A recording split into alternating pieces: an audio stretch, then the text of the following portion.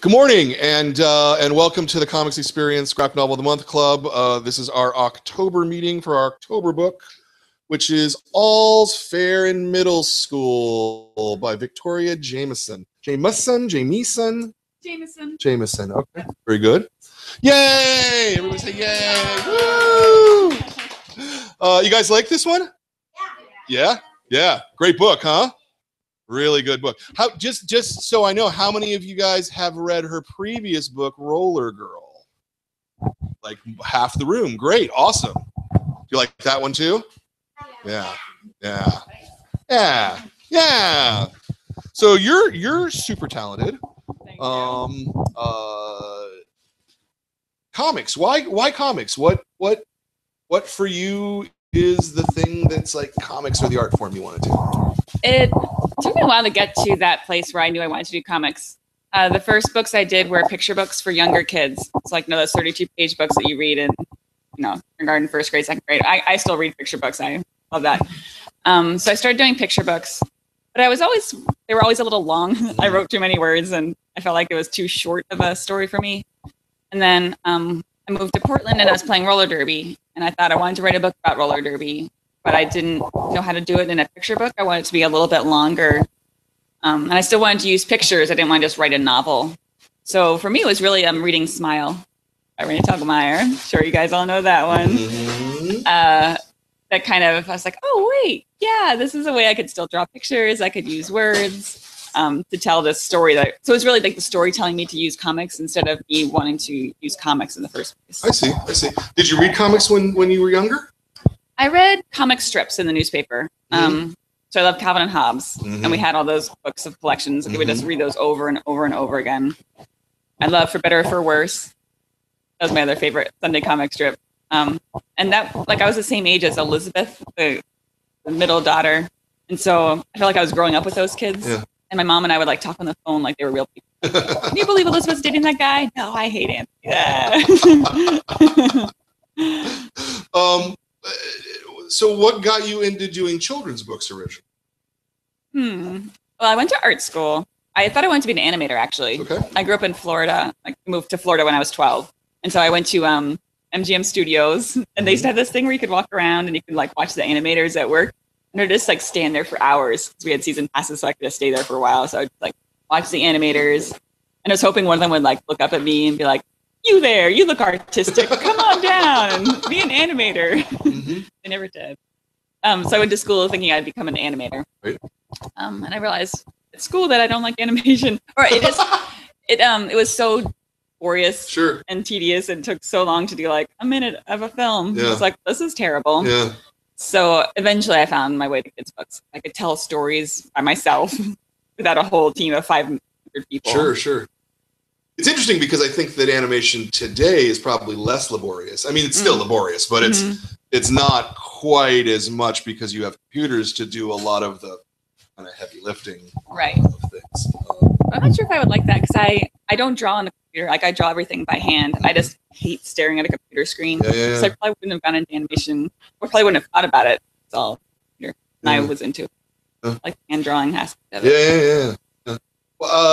So what's your process when you're starting a book like this or Roller Girl? I mean, this is a big book with a lot of pages, and do you thumbnails first? Do you do a script first? What's your process? Yeah, I do thumbnails. Some of my thumbnails look like I'm traveling, so I've got all my worldly possessions in my face. So I think I do have my sketchbook. We didn't really talk about showing. I don't mean to put you on the spot. I usually like to show. It looks like it's not very tech. What it looks like. This is a free notebook I got from the North Carolina Association. So I use whatever paper I have at hand, and my thumbnails sort of look like this. They're really sketchy, and it's just scribbles, and I write and I draw at the same time. So sometimes it's like nothing. But I sort of know what's happening, so I can pace it out on my brain, and I write some words that go along with it. So I do this, I think, at first to get myself acquainted with the story, and then I make it look a little nicer, and I send it to my editor. And usually at some point I'll write a script instead of drawing the whole thing out, because drawing takes me longer And so yeah, at some point I write the script and then I draw everything else that I haven't done at first. Mm-hmm. This is definitely how I started with thumbnails. Okay. And is that something you're currently working on, or is that All's Fair stuff, or? Yeah, that's what I'm currently working on. Oh, okay. I've been flying a lot, so I like little notebooks so I can just put my headphones on and do little doodles and not have someone over my sitting next to me in the middle seat. Shoulder. Yeah. Nice. When you start drawing, do you go through and you do pencils first, I'm assuming? Mm-hmm. Yeah, so once it's all set and I send it to my editor and the whole book is sketched out and it's all okayed, I do it in pencil first, then go over it with my brush pen, which I've lost on this trip. Luckily, I'm going home today. So draw with pencil, then pen, and then I scan it. And with Roller Girl, I did all the color myself, but in All's Fair, I had a colorist help me out. Mm-hmm. What's the editorial process like for you? I mean, because it strikes me that a lot of the editors who are working on comics don't necessarily have this background, because it's still a relatively new thing, especially for the big publishing houses. Right. So, what kind of notes do you get back? What's the give and take? Yeah. Well, my editor is awesome. And she really knows story. I think that's where she helps me out the most. I usually don't get too many art comments. Right. It's usually more about how the story's progressing or like how my characters are developing. So I feel like that's where she gives me the most feedback. Sometimes most art notes I get are on the cover. And the cover for All's Fair took like a super long time to do. It was really hard. So I got lots of notes for that. In the end, we tried to make it look somewhat similar to Roller Girl, like with iconic on the front.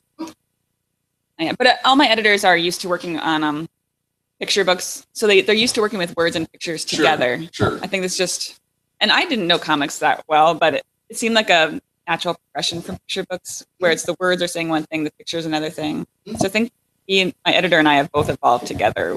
Mm-hmm.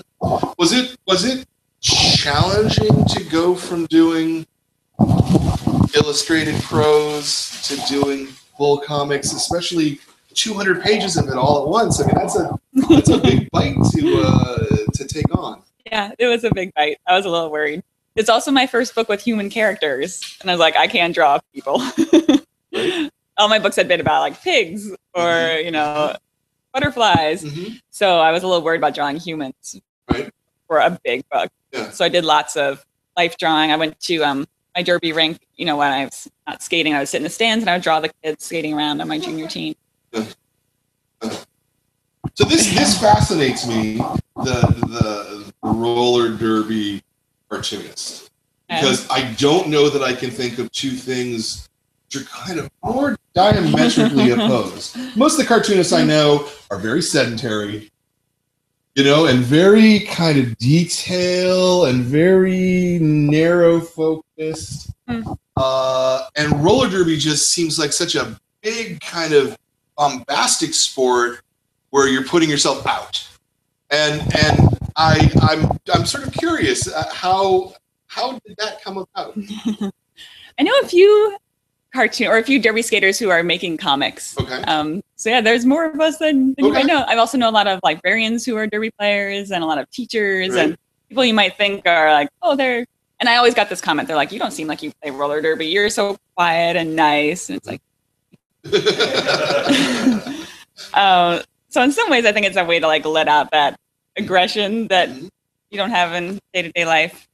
The one thing about doing art as a living and playing derby, I was always afraid about breaking my hand. Sure. And I was on a big project once, and I thought I maybe broke my finger. I'm not entirely sure. It still doesn't bend all the way. Right. But I was trying to draw with my not using one finger in my hand. That was a little scary. Wow. Yeah, because that it seems like you not have that other career if too far in one.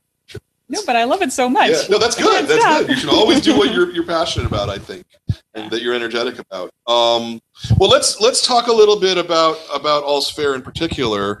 How much of this is fiction? how much of it comes from your own knowledge and background?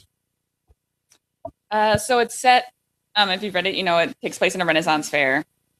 So I worked in a Renaissance festival when I was in high school. Worked, in quotes, like worked. My friend's mom owned a store. So we were, I got my high school volunteer hours by working at the Renaissance fair. Oh.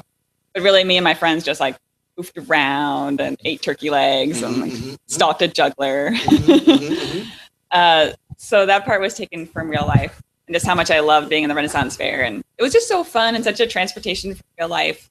And I still feel like that when I go to one. I didn't work in one when I was a kid, so that part is fictionalized. Like I was in high school, but some of the family dynamics I took in real life too. Like the little brother in particular, there's a very annoying younger sibling. So Pete, watching, he already sees in this book. My brother knows. I changed his name to Felix because now my brother's a lawyer. Right. So like, I don't want to get sued by my own brother. I'm gonna change the name. And I always loved books that had annoying younger siblings, like Super Fudge, Tales of a Fourth Grade Nothing, Ramona. Yeah. So I was like, I finally get to write a book with a very annoying sibling. So that's from life.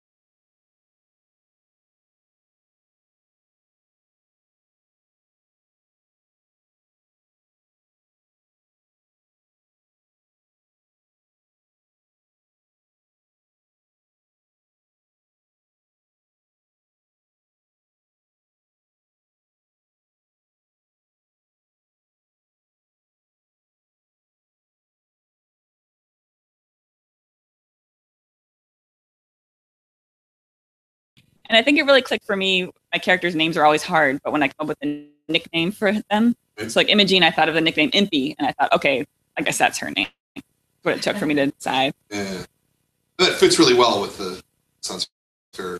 Yeah, I thought as well. That's and Felix. I have a son, and I wanted to name him Felix so badly, and my husband's like, "That's the worst name ever. I hope no one's named Felix because it's my favorite name in the world."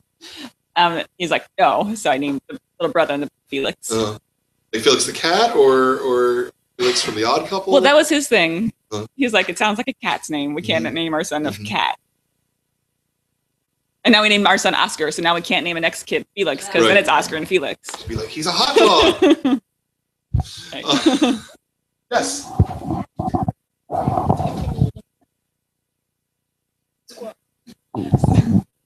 So in the book, there is Felix has a stuffed squirrel named Tiffany. I'm not very creative. My little brother Peter had a stuffed squirrel named Tiffany. That's how I got it. I think he named her Tiffany after the 80s pop star Tiffany. Did you lose his squirrel? So I kind of take stuff from real life and combine them. So I never lost Tiffany. She's around somewhere. She had this like the puppet, and it had a little squeaky thing in the face, so I could like punch him and make Tiffany squeak. So Tiffany's around somewhere. But once we were on vacation, and he had like a Dr. Doom figure, and my older brother and I put him on a frisbee and like set him out to sail. And then we never, like, it's a lake, we're gonna go, but we like never saw him again. And I remember my little brother was so crushed, so hurt. My mom got so angry. It was like we weren't thinking, we just didn't mean to lose it, but we were just like goofing around and not thinking about his feelings. And then it was gone, and I felt bad. Happens sometimes. Yes, sir. I realized talking about Felix. I realized Astron's Zoe. She also had very annoying too. So. That's true. There's a scene that was like my little glimpse in Roller Girl. I think she was 3 brothers, and yeah, just where like she comes home and it's like a zoo, like they're just like throwing stuff at her and like tackling each other, and she's like, I'm just gonna go to my room. That was a lot of fun. It's like I have 2 brothers, older and a younger brother. How old's your son? He just turned 3. Just turned 3. Okay, yeah. So he's not reading comics. No, or your comics yet. Not a big reader in general so far. Not Hopefully 3, that'll change. Yeah. Some 3-year-olds are. He's just like, I try and read him a story before bed, and he's like, no, I want my milk and I want to go to sleep. Just leave me alone. Right.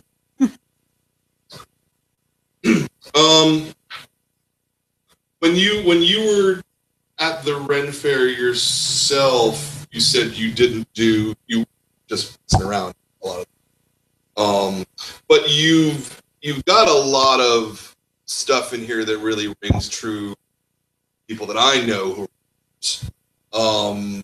Did you go back recently and kind of try to brush up? Sort of the thrust of that question. Yeah, I went back to a few Renaissance fairs. I watched a lot of documentaries online about what it's like to work at the Renaissance Festival. I tried to remember as much as I could about the feeling of it. And I was hoping it's different from Roller Girl, because with Roller Girl, I was like still playing derby. I felt very involved in the world. And so with All's Fair, I was a little worried that I would get the details wrong and that people who still worked in Ren fairs would be like, that's not right. So I think I more tried to focus on the feeling that I got when I was there, like the feelings of inclusion and family and just acceptance. That was like the feeling I took from Ren fairs. So the details I tried to get right, but I was more worried about getting that feeling of like as a family if worked there. Because I always wonder too if like East Coast and West Coast, you'd think that they might be, because we like have the Northern California ones and they tend to be like in the forest, whereas in Florida, is there a forest that they're in? Where are they? Actually, the one I worked at in Florida was the Bay Area Renaissance Festival, aka BARF, and it was a permanent structure, so it was kind of woodsy. There were trees. Nice. You wouldn't think of Florida as having trees, but there were pine trees, and it was pretty woodsy. I think it's since been moved elsewhere to like a parking lot, so it's probably not as nice. But yeah, when I went, it felt very woodsy. Right. And I grew up in Pennsylvania, and the Pennsylvania Renaissance Fair is a really nice established one. So that was the first one I remember going to as a kid. So that also had a very transformative. Felt like I was really going back in time there. Yeah, I've always found that people, at least in the Northern California Ren Fair scene that I know, it's very, like you say, it's very family, but it's like almost too much. They almost get just sucked into that world, and everybody's hanging out with everybody else. I'm using a euphemism there. It's just so intimate and so interconnected. It's a really fascinating world, and it's kind of surprising to me that there's not really any. I can't think of another piece of fiction that's set in a Ren Fair? Yeah, I read a young adult novel set. I think it was more like a colonial Williamsburg type place. But I was surprised too. It's go to Ren Fairs. And yeah, I was wondering at first if I should make her family like a traveling family, like that went from fair to fair to fair. And I kind of thought maybe I didn't know enough about that world to do it. When I worked in a fair, it was 8 weeks out of the year. Yeah. You know, my friend's mom rented the shop, and it was just like those 8 weeks were like the best 8 weeks of the year. So I kind of put that in the book where her family is stationary, like her dad has, you know, he works at the store the rest of the year. Her mom, I imagine, it's not in the book, but she probably runs that store online and sells goods all year. And other people, it's just like family comes back for a few months of the year.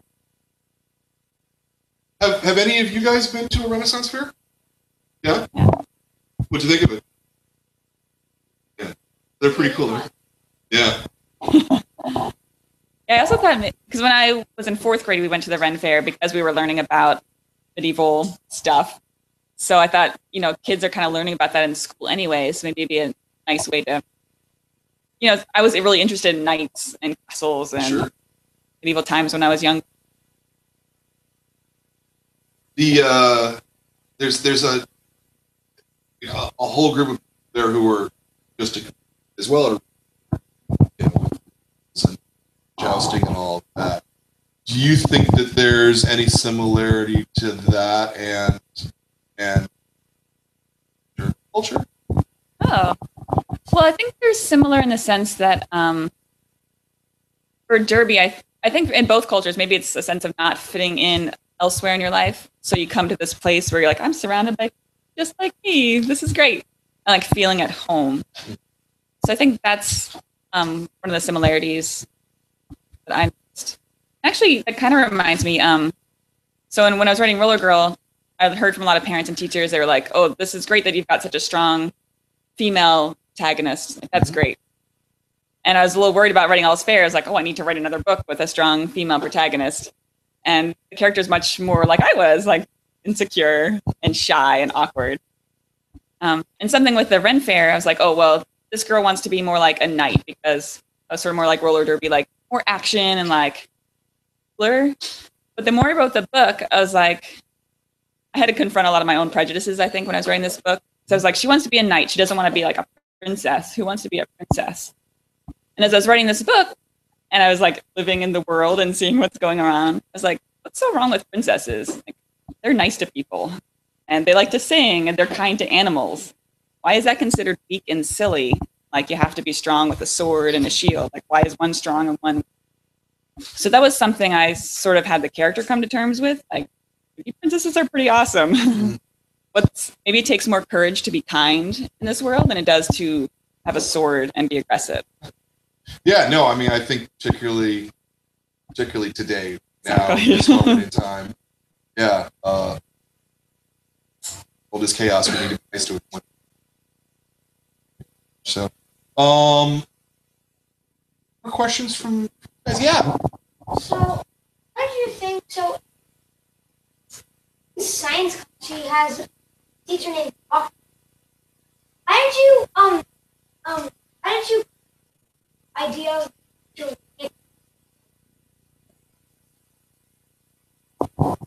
again, I'm not very creative.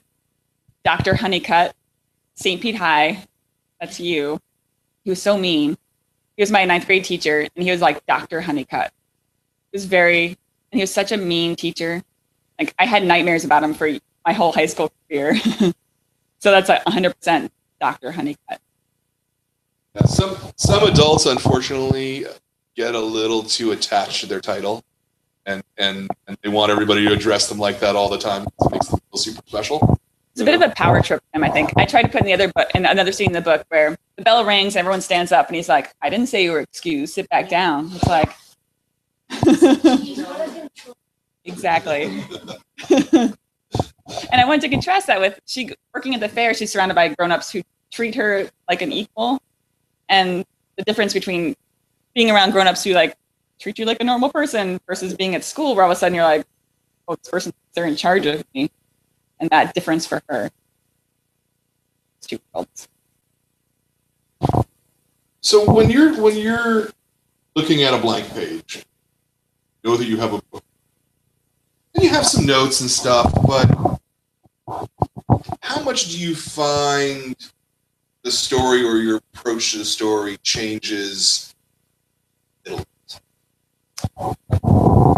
does it at all? I think it does. I usually start off knowing what the story is going to be about, but I have no idea how it's going to end. Mm-hmm. I think like that example with the princess, I didn't really have that in mind as I was working. I think graphic novels take so long and you spend so much time working on it that your brain just starts of other things. So it definitely evolves, and I try and leave the story to evolve. So you didn't have an ending in mind at all, or vaguely, or no, not really. Really? Okay. Wow. No, I think in both books I tried to bring the characters to a dark spot, like have them reach rock bottom in some way because of actions they've done. Yeah. And so I know the ending has to be like they have to solve the problems they've created, fix it. Yeah. I'm never really sure how exactly they're going to fix it. That just seems like a really scary way to create without a net. Yeah. Because what if you get 140 pages into it, and you're like, I don't know how to do this now. That's my life. That's why I hate the writing part. Right. The art part is fun. The writing part is terrible. Do your editors give you guidance at that point? No. No. Like, fix it. Just fix it. No. That's a writer's job. That's what you have to do. That's your job. You have to create these problems for your characters and figure out what happens to them. Yeah. We can do it for you. Interesting. How long did it take you to do All's Fair, start to finish? The writing part is usually, I'm a slow writer. I wish I were faster. But it's a good year of just thinking and gathering ideas and doodling. And about another 9 months for the art. Okay. It's like close to 2 years. Oh. So 9 months, you're doing roughly a page a day then? I try to do more. I think I forget what I try and block out of my life. Like, it's just a big blur. It's maybe 2 or 3 pages a day. Mm-hmm. And it was like 10, 12 hours a day sitting at my desk. Yeah. Just drawing. Do a lot of podcasts. Is it... Because it's interesting, because I talk to people about music, and some people just have to work in silence because they just get distracted. Podcasts, though, seem like it just is such an active part of your mind. To do storytelling at the same time, I'm curious how you make that work. Yeah, I can't listen to podcasts while I'm doing the writing or the thumbnails. Right. It's just when everything is done, I've got my sketches, and it's time to draw what my sketches are. That's the only time I can listen to podcasts. Mm-hmm. So you're not really solving problems at that point? You're just kind of mechanically laying it out? Right. Or I'm solving problems with a different part of my brain, a visual part that doesn't interact with the storytelling part. Questions, my friends? What do you... Yes.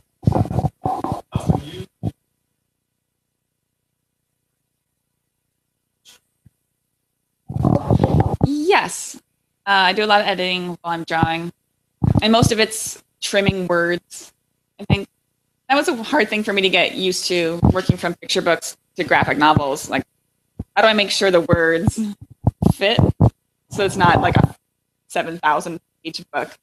Or like visually, how do I make this or a sentence like fit into this visual speech bubble? So a lot of time I'm densing words to make it fit better into a panel.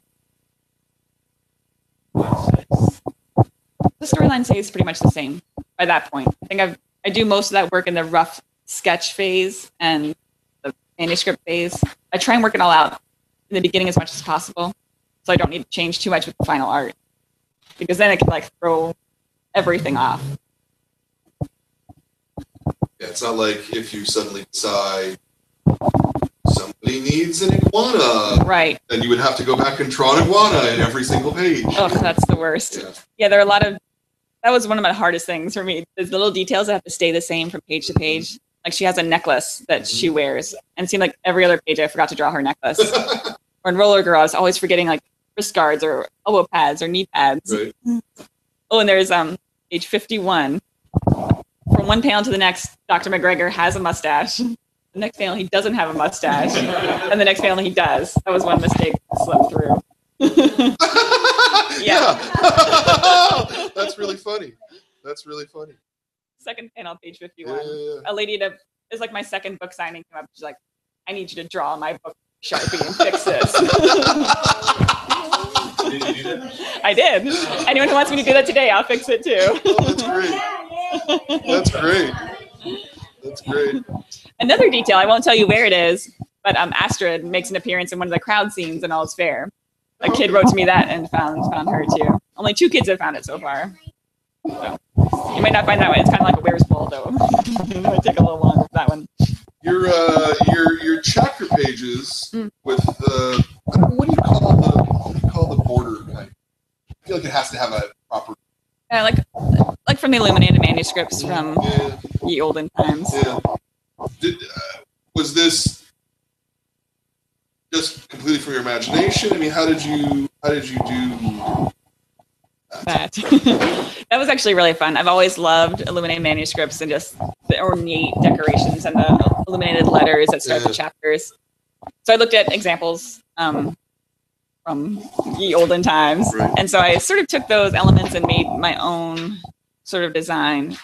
But that was one of the most fun parts to do. I wanted to do a different one for each chapter opener at first, but then I was like, this is insane. Like monks took like years to do this. I don't have years. I just had to use the same one for each chapter. But that was really fun. And it was very meditative. I felt like a monk at those times. I did a lot of work after my son went to bed. So it'd be like midnight, 1, 2, and I'd be drawing like ornate little flowers. Very calming effect on me. So you said you didn't color this volume. Colored Roller Girl. Do you the colorist, are you working intensely with them, or do you just trust them enough that it's cool? You know, or are you going page by page and going, no, actually that should be blue? And that was a different experience. I'd never worked with someone else like that before. And I think it was hard for me to get used to at first because I'm used to just doing everything myself. And so at first, I sent the first few pages and he sent it back. I was like, these colors are all wrong. Can't you like read my brain and see what colors I'm thinking? So it took more discussion in the beginning. And he was more kind of flatting the colors. Like I added the shadows and special effects. And I definitely changed a lot of colors as I went because I think I'm a control freak and I let that go a little bit. Because it still took me like a good long time to do all the color stuff that I wanted to do. So yeah, in an ideal world, I think I would do everything myself, but at some point you just have to like let someone help you. Sure. So they're sending you what, Photoshop files that you can tweak? Is that what I got from that? Yeah. Interesting. And it was David Lasky who did the color for El Defo. Everyone's read El Defo. My favorite books of all time. So I was really happy that he agreed. Lasky's a great cartoonist too. Yeah. And he made some color choices that I definitely wouldn't have thought of, but I was like, of course, this is perfect. I'm really glad that he, Are you hand letter or is this a font? So I made a font out of my handwriting. Okay. It's fun. I use that same font for Roller Girl and for this book. How long did that take to create a font from your handwriting? It wasn't that long. Maybe 2 or 3 days of making sure the letters like all.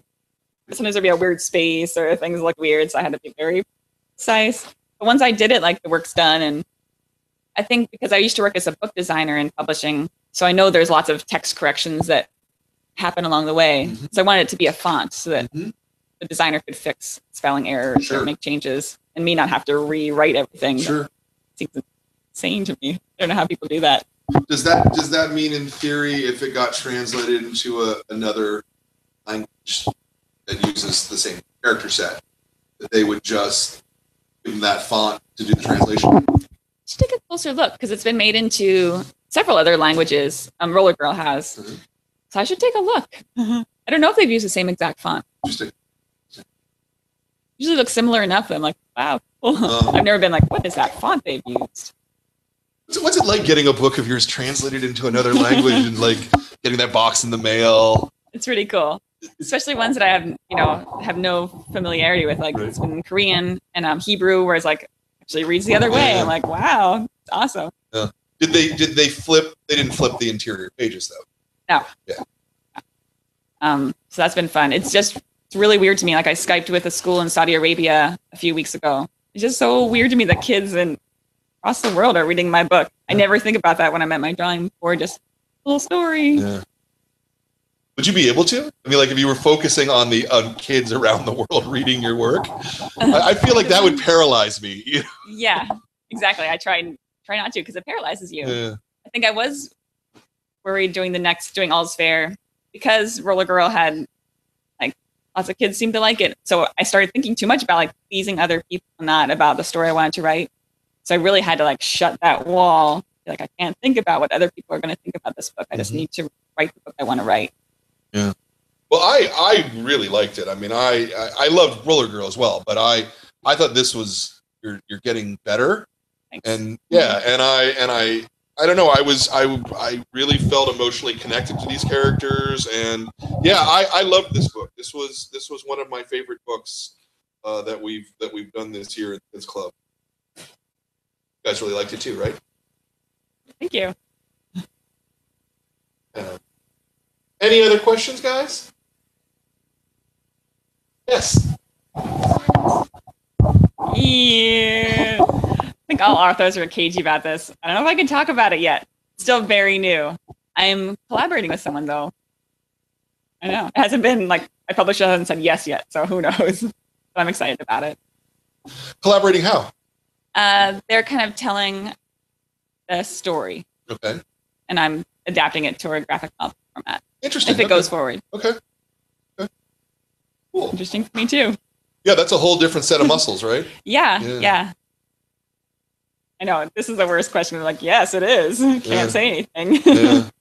Are there other books, other stories that you would want to adapt that you loved when you were a kid? I think another illustrator that I like said that she would love to do a version of the Westing Game as a graphic novel. That would be pretty cool. I love that book. The book that I tried to write before All's Fair, I wanted to write I love Nancy Drew. So I was trying to write, the story was Nancy Drew was retired, living in Florida in a retirement community. And she has a teenage helper who comes in and they solve crimes together. Right. And I thought it'd be really fun to do a mystery graphic novel where you could see the crime scene and find the clues in the picture. But I couldn't do it. Right. So I would love to do that story. You couldn't do it because it was too hard? You couldn't do it because you couldn't get the rights to Nancy Drew? Oh, no. I didn't worry about that. Right. They probably would have had something to say about that. I just couldn't. It wasn't the right story, I think, for me to write. I just struggled with it too much. And there's something about it. I couldn't make it work just then. Maybe someday, but just when you have a false start like that, and every author does, is it challenging to go, I can't crack this one, put it away? It was sort of a relief. But my editor was helpful with that too, because she was like, you're really struggling with this. What was so great about Roller Girl, it was realistic fiction, and you seemed like she was good at making me let it go without making me feel like a failure. She said, your strengths seem to be with realistic stories. I think you mentioned the Renaissance Fair. Why not develop that a little bit? See where that takes you. Nice. That was a good piece of advice. It sure was. It was a good piece of advice. Yes. Well, your hand was up. I know you had a question too, but you put your hand down. I'll get back to you in a second. Go. Okay, so if this were to be changed into how long? That's a good question. I bet it'd be at least half the length that it is now, because I think all the words are all spread out now. And if you condense them, be short. Although I'd have to add in descriptions, then there's a sword fight. Maybe it'd be around the same length. Good question. Yeah, because then you have to describe the sword, right? And how it whistles through the air, and what the colors are, and what the smells are, and yeah, that's the nice thing about comics is you can just bring people to the world like that. Right. You've been patient with your hand up, yes. What made you want to be an author? I always loved reading as a kid, Ramona was my favorite series of books ever. I love those books. I didn't know I could be an author. I visit a lot of schools now, but I never had an author visit my school when I was a kid. I didn't know it was a job. I thought all authors were dead. I didn't know how these books came to the library. Like if I'd known Beverly Cleary is a real person, like living in California, like my little mind would have blown. Like, what are you saying to me right now? So I didn't grow up knowing I wanted to be an author, but I grew up liking to write. I was very lucky that I had parents who like encouraged me and gave me paper and gave me crayons to work with, and didn't yell too much when I like drew on the walls with those crayons. Yeah. They were always encouraging and helped me develop those skills. Do you want to be an author? No? Okay. Just because you asked, I think it seems like a logical question. You like a logical question. Yes. Did you write comics? I write comics when I was a kid. Yes. I also wrote like picture books when I was a kid. My first was when I was 8. It was called Super Cow. And then it was more in high school where I made comics with my friends, where I think we had some sort of silly name for ourselves. We just made fun of our teachers and talked about like getting our driver's license, that sort of thing. It's just sort of like silly notes that we would pass to each other. Like I'd work on it during one period and then I'd hand it to my friend for the next period. She'd add to it. It's mostly stick figures, but I think that's a cartoon. It is. It is very much. How long did you study animation before you realized it wasn't for you? Well, I went to the Rhode Island School of Design, so it was a 4-year school. And the first year you don't really focus on anything. It's like 2D, 3D, you're learning to paint, sculpt, and just do all sorts of stuff and just think creatively. And I think my sophomore year, I took a few illustration classes and a few animation classes. It took about like 2 animation classes for me to decide. Not really for me. Yeah. I didn't know I wanted to do children's books, though. I thought I wanted to be like a serious oil painter and do serious things. It took me a few years to realize I'm not that serious. And that making characters was really fun. Yeah. And I really like your cartooning and the cartoony kind of nature of I haven't ever seen your children's books. Are they in a similar style, or are they in a more painterly style, or? They're painted, so they're in acrylic paints. So I guess they're more painterly that way, but it's also about silly things. It's like a pig in the Olympics. Right. So it has to be a little like, cartoony and Bigfoot, I guess, in that sense. It's actually, I think I felt more comfortable. I've always been more comfortable drawing than painting. Yeah. So painting picture books was always a bit of a struggle for me. So I think drawing comics just was sort of a relief. Like, phew, this is much easier. Yeah. It just felt more natural and more natural way to express myself. Painting. Yeah. And you said that you saw Smile and that made you realize that you could do this. What context was that? How did you see Smile, I guess? Yeah. Because I had read graphic novels before, like Mouse and Bone. I think were the ones that really stuck with me. But I think because I was I worked in publishing, I was writing children's books, and I was so much on that side, I still feel like there's a bit of a divide between like, I'll either go to library conferences or a comic convention. It still feels a bit different. So I was still on the kids' book side, and I didn't really think about the crossover. I thought comics are a different world. I'm doing kids' books. And so I think that was one of the first books that got a really big reception from schools and libraries and the kids' book community. It's like, oh, wow, comics in kids' books. And so the context was Pal's Bookstore in Portland. It was like I was in the kids' book section. It's like, oh, I've heard about this book. I should read it. And it just brought all the best things of comics for me, like all the great family and realistic fiction of For Better or For Worse. And it was in like a book. Yeah. I'm still trying to figure out this jump from going to doing 32-page books, which generally are single illustrations. So you're probably really only talking 16 to 20 illustrations in a book. Yeah. Well, to going to this, which is, there's 5 panels on a page. You know what I mean? Like it's a huge jump. It's like a quantum leap kind of a jump. Even in my picture books, though, it's a bigger page, but they would often have little panels. Okay.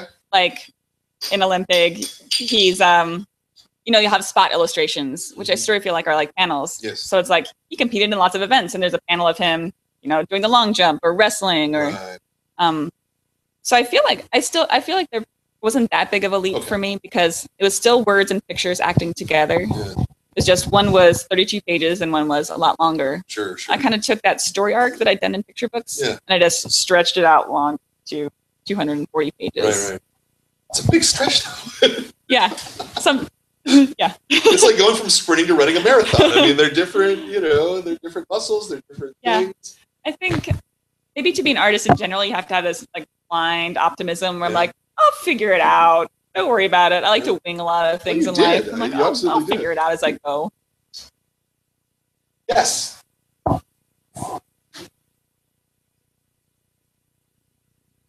Oh.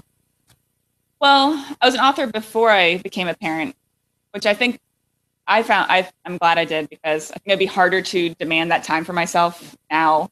I didn't have like, this is my job. I earn money this way. It's harder to justify that when you don't have that, which, it shouldn't be, but it is. You give so much of yourself as a parent. So I do feel guilty. Like every parent probably does, but especially those days where I don't actually do anything. I don't have 3 pages a day. I've just been like doodling and napping and that's working. So I feel lucky that I've established myself as a working author before I had. Now it's just my job to do.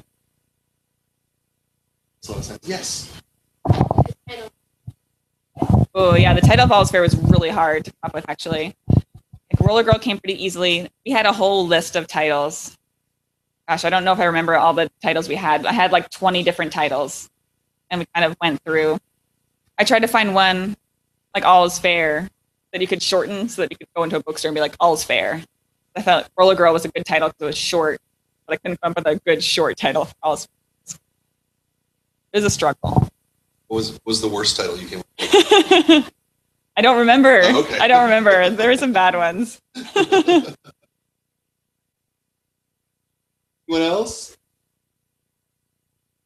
Yeah.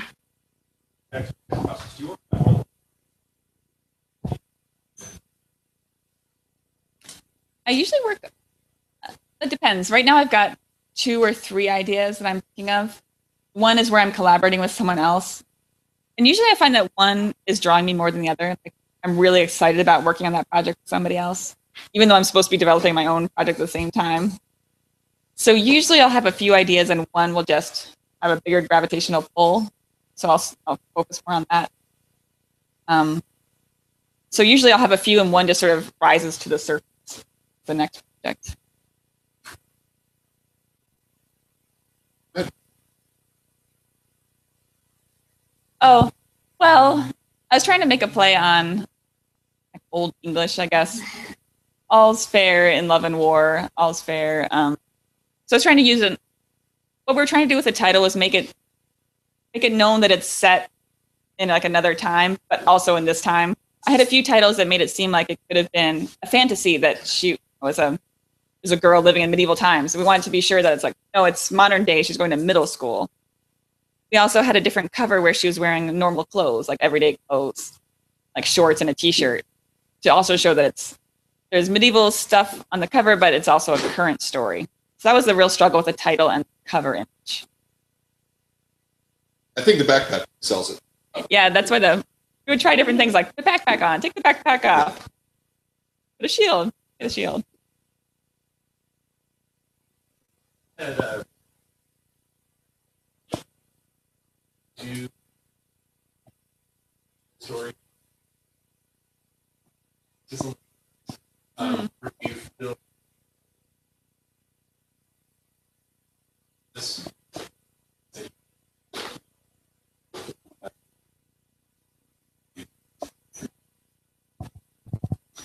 I think whenever I'm drawing or doodling for fun, it always ends up being a character of some sort. So not necessarily one that I write a book about, but it's usually a character with a personality and some sort of story. In my spare time, for fun, like when I'm creating stuff for fun, usually it has some very goal-oriented. I need to get away from that because I am very goal-oriented. Like I'm excited about going home tonight and starting on Halloween decorations. Like I'm gonna make a big paper mache Frankenstein head front porch. So yeah, I think my other creative outlets are more like just for fun and not really drawing. Yes. I'll answer yours first, and then. So why do I write? That's a very deep question.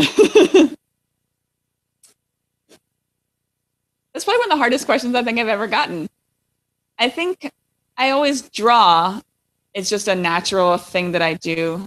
Like when I'm on the phone, I get so nervous if I can't draw. So something's always coming out of my hand. And maybe it's kind of egotistical that anyone writes, because I could just draw for fun and just have it in my sketchbook and not show anybody. But I like the idea of sharing stories with other people, I guess. And maybe things that I love, like I love roller derby so much, I sort of felt this need, like, I need to share this with the rest of the world. It's such a wonderful sport. But I'm going to keep thinking about that question. Maybe talk to my therapist about it. Yeah. And she had a favorite kind of character to make. Another deep question. I love the annoying little siblings. That was really fun. And usually my characters end up being some sort of manifestation of me. Like I'm working on another idea that's a little bit younger. It's sort of a girl who's like a Ramona's age, so around 8, around 3rd grade. So I like those characters that are like Ramona, kind of. I think you think of Ramona as a pest and like doing all the like the bad stuff that she does, but when you reread the books, as I have many, many times, it's like she's very deep and she thinks a lot and she cares a lot about her family and being a good kid. So I like those characters that are multifaceted like that. My favorite adult in the book is Cussy, I think. the lumpish, reeling, ripe jolt head. Those were fun to yeah. to look into. How did you come up with these various curses, some of which are almost nasty, almost? Well, there's lots of online resources for coming up with Shakespearean insults. Mm-hmm. And I love the character of Cussy too. I actually kind of based her on the grandma in Napoleon Dynamite. Do you remember that grandma? She's like, feed the llama. And she was just so gruff and so awesome. So I kind of thought of her as I was drawing Cussy. So I kind of take my characters from real life, but also from fiction sometimes. Sure. Yeah. Yep. Yeah. On the back of the cover, I think she's wearing a white night suit. Why do we never see her? Well, in the book, she doesn't actually become a knight ever. She's still in training. She's still a squire. Mm-hmm.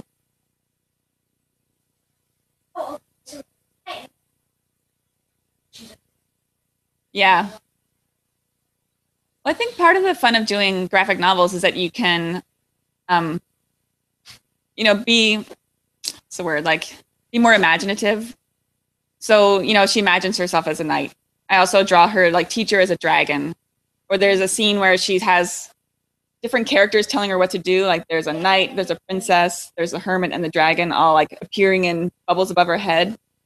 So that's one of the fun things for comics for me, is that you can take these things in a book that you would describe, oh, she imagined this, but in graphic novels, you can show the imagination almost as if it's really happening. Usually the last question I would ask would be something like, what else are you working on? Mm-hmm. The next plug. You won't get an answer. But I'm not going to get an answer out of that one. So I think we'll make the last question maybe if you had some advice to one of these kids or someone else who's watching this, maybe even years later, of someone who wants to be a cartoonist, what would that piece of advice be? Well, my practice for Roller Girl, because it was a big leap to do my first graphic novel. So what I did to practice and kind of prepare myself was doing short comic strips. So I would have some of these on my website where I would go to roller derby practice and I'd come home and I would do a comic strip about my day at practice. So when I visit kids at schools, that's what I tell the kids who want to make graphic novels, that you could practice by doing a comic about what happened at school that day, or make a comic about a funny story you thought of, or something funny that happened at recess, or your weekend with your family. That was a way for me to start to know comics by giving myself short little assignments. Mm-hmm. And then I was able to jump into a big, huge story. Yeah, you don't have to do an entire book all at once. Yeah, just do a little 4-panel comic and do it and finish it. And you're like, I did something. Yep. Makes you feel good. Yep. Sense to me. Well, I wanna thank you for coming out, especially because you guys don't really know this, but she came in last night about midnight. She immediately went to sleep, I'm assuming. And then more or less. And then she's leaving, she's gotta leave here by 12:30 to catch her airplane. So she wasn't even here for like 13 hours. So that was really cool that she came out, you know, on such a short thing to come and meet you guys. We loved all Fairs in middle school. I thought this was one of the best books that we've had. And I'm hoping you guys all felt the same way. Yeah. Noise when I say something like that. Woo! Yeah, there you go. There you go. Next month's book, though we don't have a copy of it, so I can't like hold it up and show it to you. Next month's book, which we'll have next week, is The Witch Boy by Molly Ostertag. It looks something like that, though not really, because that's one of our artists doing the thing. But it's another terrific book. Molly Ostertag is going to be here on November 12th, Sunday, November 12th, and we'll be doing this again. So I hope that you guys all come out for that as well, because I think you'll like that book just as much as this. Victoria, thank you so much for coming out. Thank you. I really appreciate it. We love the book. If you're at home and you haven't read All's Fair in middle school, do yourself a favor, get yourself a copy. I'm Brian Hibbs for the Comics Experience Graphic Novel Club. Thank you very much.